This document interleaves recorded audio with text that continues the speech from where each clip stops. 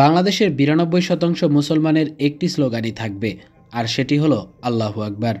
এই স্লোগানই কিয়ামত পর্যন্ত দেশের চেতনা ধারণ করবে।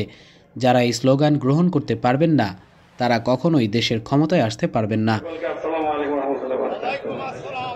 আমাদের এখানকার সম্মানিত এমনটাই বলেছেন বাংলাদেশ জামিয়াতুল মোদাররিসিনের সভাপতি এবং দৈনিক ইনকিলাব পত্রিকার সম্পাদক এএমএম বাহাউদ্দিন।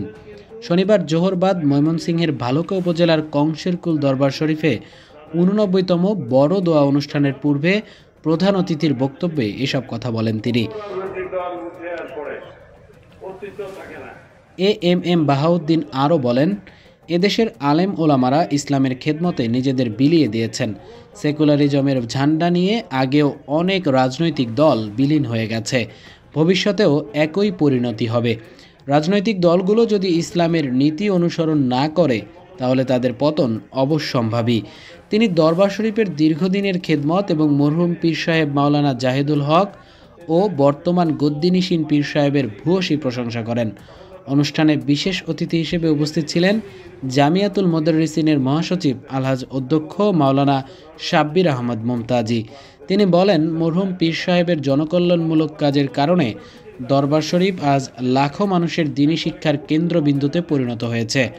বড় দোয়া পরিচালনা করেন দরবার শরীফের গদ্দিনিসীন পীর আলহাজ মাওলানা আসাদুজ্জামান সিদ্দিকী। দোয়ায় দেশ ও জাতির কল্যাণ কামনা করা হয়। লাখো মানুষের অংশগ্রহণে মোনাজাতে আবেগঘন পরিস্থিতি তৈরি হয়। এ অনুষ্ঠানে বিভিন্ন গণ্যমান্য ব্যক্তিরাও অংশগ্রহণ করেন। সকলে ঐক্যবদ্ধ থাকা একটা স্লোগানে নারায়ে তাকবীর আল্লাহু আকবার, এটা মুসলমানের একেবারে কিয়ামত পর্যন্ত এক স্লোগান থাকবে।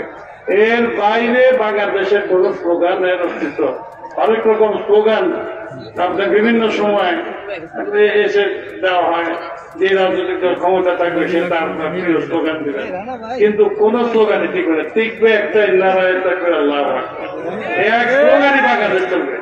এই স্লোগান যেই দল ওন করতে পারবে না, সে কিন্তু বাংলাদেশের ক্ষমতার মধ্যে যেতে পারবে না।